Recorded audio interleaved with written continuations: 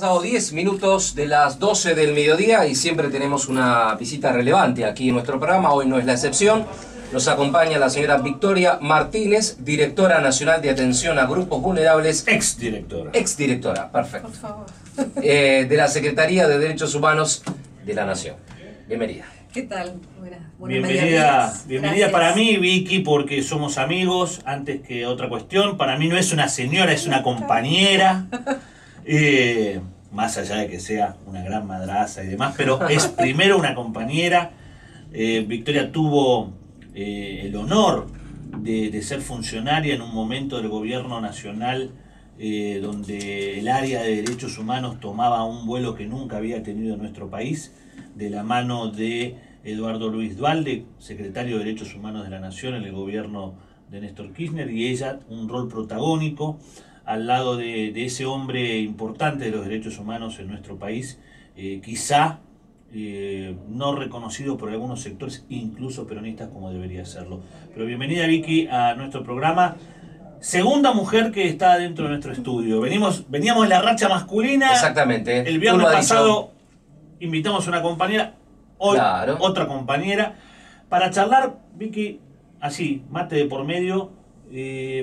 Y arranco con la primera pregunta. ¿Cómo ves la cuestión de los derechos humanos hoy, desde la mirada de pobre de este gobierno que está al frente del Estado argentino? Bueno, en principio gracias por las palabras, y realmente es preocupante. Quienes trabajamos y militamos por los derechos humanos desde toda la vida, sentimos que realmente hay una preocupación muy fuerte. Hay un retroceso enorme, un vaciamiento de las áreas de derechos humanos en el Estado, que justamente los militantes agradecimos y reconocimos en Néstor, en nuestro presidente Néstor Kirchner, la posibilidad de ocupar ese rol, de generar políticas públicas acordes con el enfoque de derechos humanos que era inédito en nuestro país. Yo recuerdo que cuando en el 2003 Néstor le da la posibilidad a Eduardo Luis Duhalde de ocupar esa área, éramos un puñadito muy chiquito dentro del Estado, trabajamos en un subsuelo, en la calle Moreno, y la Secretaría realmente tuvo el apoyo necesario de la mano de Eduardo, el privilegio, digamos, de tenerlo Eduardo como secretario de Derechos Humanos, de ocupar el lugar que tiene que ocupar justamente en toda política pública, este enfoque integral y que traspasó todas las barreras de la Secretaría. Trabajó con todos los niveles del Estado y con los tres poderes del Estado, justamente para empapar de esta concepción de derechos humanos toda la gestión. Victoria, el común de la gente cuando se habla de derechos humanos asocia rápidamente a la dictadura. ¿Cuál es tu visión hoy, que han pasado ya tantos años de aquel hecho violento en la historia argentina? ¿Hoy los derechos humanos siguen enfocados hacia eso o deberían profundizar en lo que son ampliamente los derechos humanos? Mira, Eduardo eso lo tenía muy claro, y todos los que trabajamos con él también. La mirada de derechos humanos tiene que ver con su propia definición. Los derechos humanos son los atributos inherentes a la dignidad humana con la protección jurídica que le dan los tratados de derechos humanos. Entonces, todo aquello que afecte la dignidad humana o todo aquello que tenga que promoverla es aquello por lo que uno tiene que trabajar, militar y comprometerse.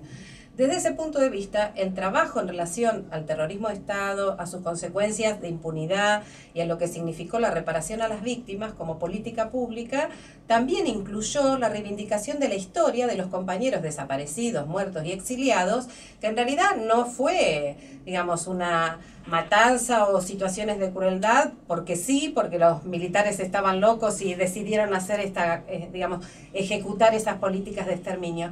En realidad, los compañeros desaparecidos tenían un proyecto de transformación social, de verdaderos valores de justicia social, y es por eso que fueron perseguidos, desaparecidos, ¿sí? Entonces, justamente lo que hacemos es condenar lo que significó el terrorismo de Estado, reparar las consecuencias que tuvo, pero también reivindicar aquellos valores por los cuales ellos lucharon y nosotros le damos continuidad. Y eso intentamos hacer desde las políticas integrales que garantizaron derechos humanos en toda la población, no solamente reivindicando a las víctimas, ¿no? Por eso mi área fue creada justamente para trabajar con los grupos en situación de vulnerabilidad. Y eso incluye determinados sectores de la población que ven afectados sus derechos. Por ejemplo, ¿cuál sería un grupo afectado, digamos, en su derecho que es vulnerable? Por ejemplo, los niños y los adultos mayores, porque son vulnerables por la edad, digamos, en las que necesitan la asistencia.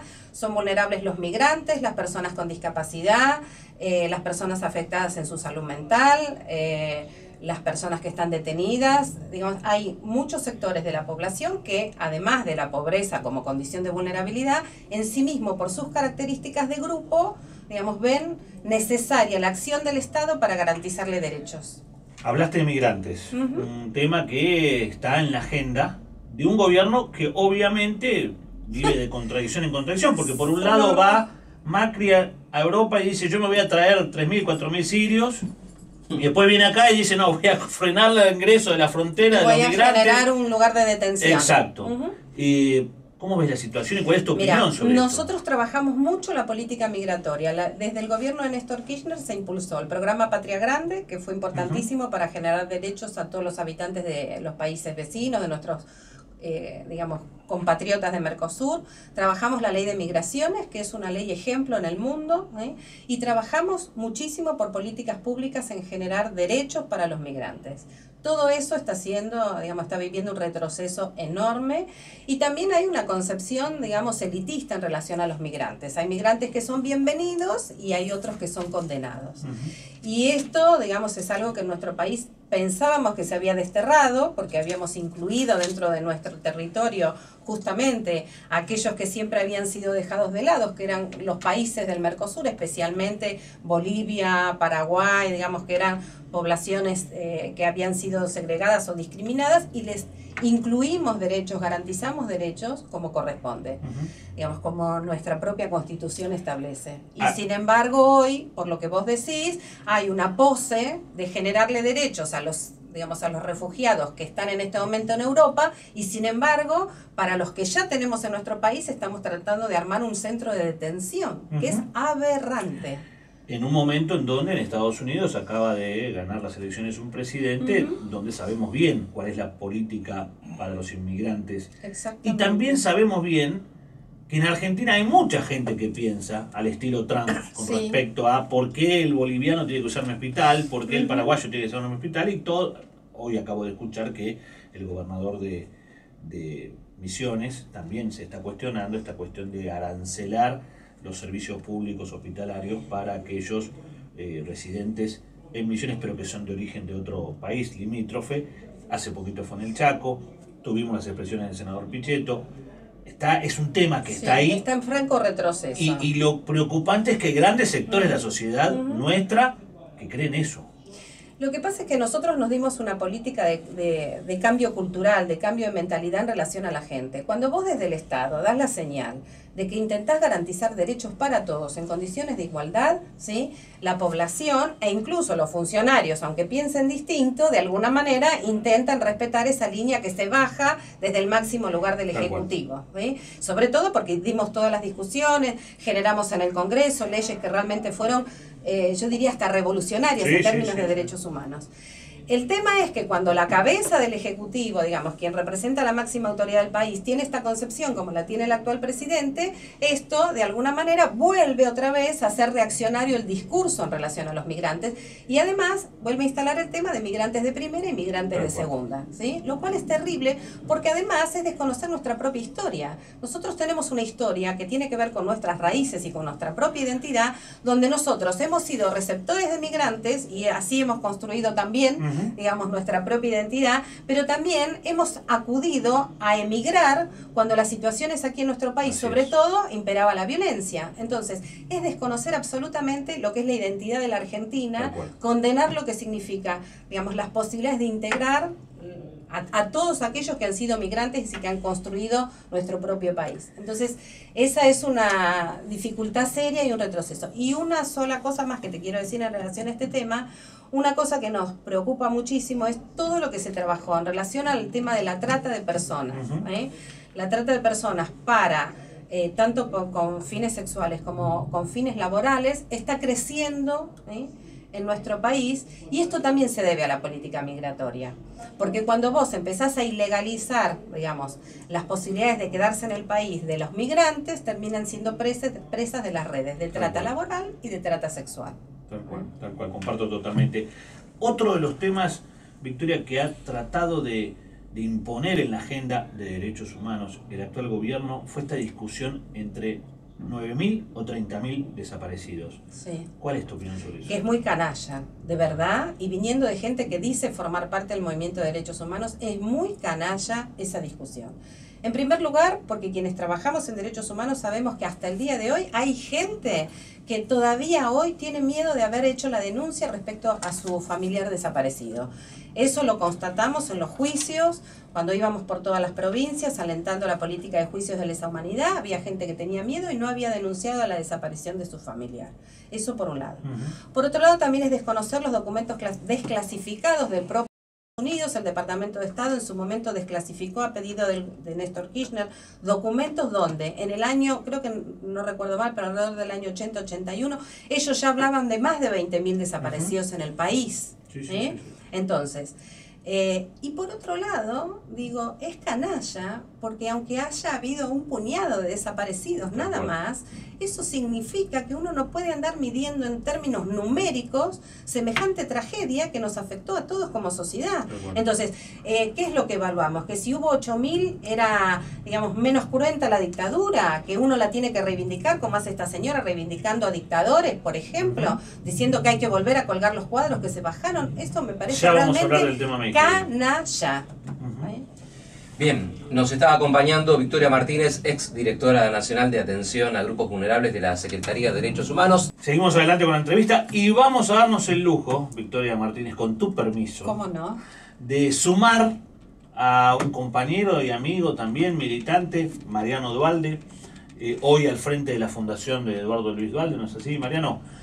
Buen día por acompañarnos y obviamente es una pareja de militantes, como hay tantas parejas de militantes en el peronismo, y por lo general las parejas militantes en el peronismo o el movimiento popular y nacional son aguerridas, los vincula la lucha y no el perfume francés. Así que buen día, Mariano.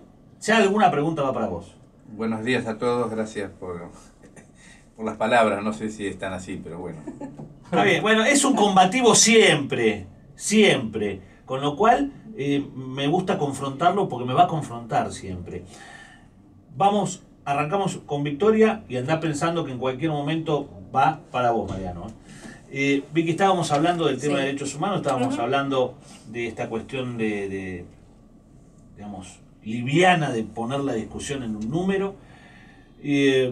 ¿Vos ves que haya alguna política de derechos humanos en el gobierno actual, ya con esta mirada que planteabas antes de los derechos humanos más abiertas, más integrales? ¿Ves que hay algún atisbo de querer hacer algo? Hoy leí una nota que decía que por semana 4 argentinos pasan a ser... No, por día 4 argentinos son pobres en este gobierno. Eso es derechos humanos. Claro. ¿Vos creés que hay algún atisbo de política de Estado? ¿Ves algún brote verde, como les gusta decir a ellos? En absoluto. Yo creo que hay, como te decía antes, un franco retroceso, justamente desde esta mirada integral. Cuando vos tenés una población que cada vez se va empobreciendo más, va perdiendo derechos. Digamos, todo el esfuerzo enorme que el Estado hizo para recuperar su función esencial, que es ser garante e impulsor de los derechos humanos, es como que en muy poco tiempo ha visto, digamos, un retroceso enorme.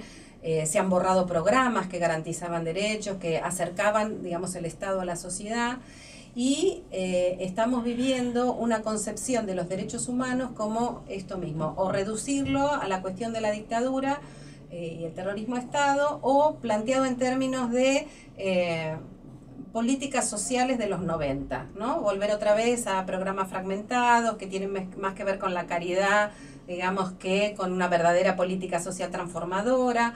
Realmente yo creo que es un franco retroceso en todos los planos, porque vos fíjate que nosotros impulsamos no solo políticas activas, sino también leyes que garantizaran esas políticas. Y por ejemplo, esto que hablábamos de los migrantes, la no aplicación de la ley de salud mental, que fue otra de las leyes que reivindicamos como garante de derechos, el retroceso en relación a los niños, por ejemplo, dar de baja o vaciar un programa como el de primeros años, que garantizaba justamente los derechos de los niños de que antes de, digamos, durante el embarazo hasta los 4 años. Digamos, son todas políticas que las enuncian como de garantías de derechos para los ciudadanos y sin embargo es todo lo contrario, ¿no? Las vacían de contenido.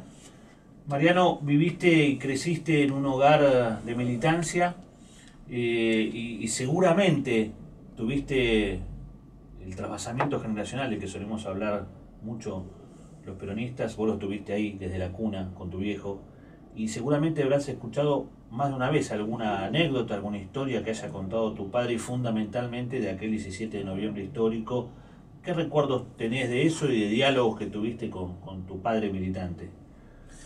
Bueno, yo en esa época, 72, debía tener 8 años. Y cuando nos cuenta que va a viajar a Roma a buscar a Perón en el charter que integraron numerosas personalidades, entre los cuales estaba Ortega Peña, y yo pregunto, ¿para qué va? No puede volver solo, ¿no? Un chico de 8 años. Y dice, no, hay que ir a buscarlo porque si este viejo no vuelve, este país no tiene destino. Y creo que tenía que ver con toda la lucha anterior. Eduardo Luis Duhalde se suma a la militancia en el año 59, 58, y hace un recorrido por el mundo sindical, es abogado de la CGT, después de la CGT de los argentinos. Bueno, claro. Después de las organizaciones armadas de todo tipo de identidad política, y en el año 72 el regreso de Perón era imaginado por ellos como la forma de evitar que el país explotara violentamente por todos los grupos que luchaban por el regreso de Perón o por el cambio de sistema de gobierno, ¿no? De hecho, la muerte de Perón después el país explotó.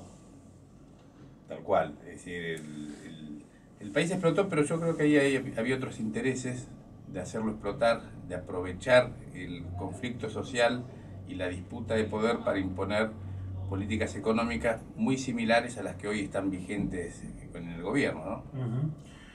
¿Cómo se vivió en la familia militante de los Duhalde el exilio, ¿no? Eso que es tan horroroso para cualquier persona. La verdad es que yo tuve la suerte de no vivir esa instancia, y cada vez que tengo una persona que le tocó sufrir eso, mi inquietud es que nos cuente y nos transmite lo que significa estar en el exilio, ¿no? Bueno, creo que no hay dos exilios iguales como no hay dos historias militantes iguales. El exilio de la familia Duhalde, con todas sus ramas, fue un exilio cargado de responsabilidad porque mi papá no trabajaba ni vendiendo en la calle ni en un estudio jurídico, sino hacía denuncia internacional contándole al mundo la información que salía desde adentro de Argentina por los familiares que denunciaban desapariciones, prisiones, torturas, saqueos, cesantías. Entonces fue un exilio diferente, doloroso porque todos los días llegaban listas de personas detenidas, desaparecidas o fusiladas. Pero fue un exilio. El exilio lo que tiene, sobre todo para los que lo vivimos de muy jóvenes, es la ruptura. Perdés todos tus lazos familiares, todas tus amistades, todas tus referencias, creces en un lugar donde nadie sabe quién sos ni de dónde venís. Es duro. Hay cosas más duras, pero es duro. Seguramente. Victoria, fuiste funcionaria del gobierno de Néstor, como me ha tocado también a mí y a un montón de compañeros que nos están escuchando. Si hoy con la retrospectiva tendrías que hacer una autocrítica, fundamentalmente en tu área, en el área de los derechos humanos, ¿hay elementos autocríticos como para hacer, como para decir, bueno, cuando volvamos deberíamos no volvernos a equivocarnos en estos o no? Mira, yo creo que por lo menos en el gobierno de Néstor y en el primer gobierno de Cristina, yo diría que no, que al contrario, volvería a hacer exactamente lo mismo y más. Creo que profundizaría, si hay algo que nos quedó pendiente, es justamente profundizar las políticas para que no pase esto. Digamos, que el que venga detrás pueda arrasarlas muy rápidamente. Digamos, creo que lo que sí habría que trabajar mucho es en el cambio de cultura, digamos, de pensamiento de la sociedad, en el sentido de que tomen los derechos humanos justamente como algo que les es propio, que les pertenece, como para que, digamos, tengan la posibilidad de reclamarlos como tales, ¿sí? Me parece que hay que trabajar más en la integralidad de la política pública, esto de que no que cada uno atienda su kiosquito, bien atendido, pero que cada uno atienda su kiosquito, sino esto, trabajar en el tejido social para reivindicar un cambio cultural, la gente no vuelva a retroceder en ese sentido y pueda pelear por aquello que le fue de alguna manera impulsado, garantizado desde el Estado, pero que lo sienta como propio, no como algo, digamos, que el Estado te da, sino que es algo que uno tiene que conquistar. Los derechos humanos en el mundo se han conquistado y han costado mucha sangre y mucho dolor ser conquistados. Entonces, esto me parece que es algo que debemos como profundizar, generar más conciencia en la gente, trabajarlo como un cambio cultural en relación a esta política. Totalmente de acuerdo, Argentina históricamente estuvo a la vanguardia de provocar estos cambios. 40 minutos de las 12 del mediodía, La Única Verdad es la Realidad. Nos acompaña Victoria Martínez, ex directora nacional de atención a grupos vulnerables de la Secretaría de Derechos Humanos. Y Mariano Duhalde, yo te voy a presentar yo, porque esto fue dinámico y lo hicimos ser parte, él vino como compañero de Victoria, a acompañarla, y como es un amigo también de la casa de este programa, ¿por qué no? Con Mariano también compartir algunas cosas. Mariano, y ahora vamos a arrancar este bloque con vos. Recuerdo allá, ya hace un tiempo, cuando arrancó el gobierno de Néstor, te tocó ser funcionario en la aduana, en la Dirección Nacional, ¿no es cierto?, ¿cómo es que se llama?, de aduana, que depende de AFIP. Dirección Nacional de Aduanas. Exacto, sí. Previo a la llegada de Echegaray. Sí, yo fui asumido Néstor Kirchner, nombró al contador José Esbatela, y José me convocó a mí para irse como segundo de la aduana, fui subdirector de Legal y Técnica Aduanera.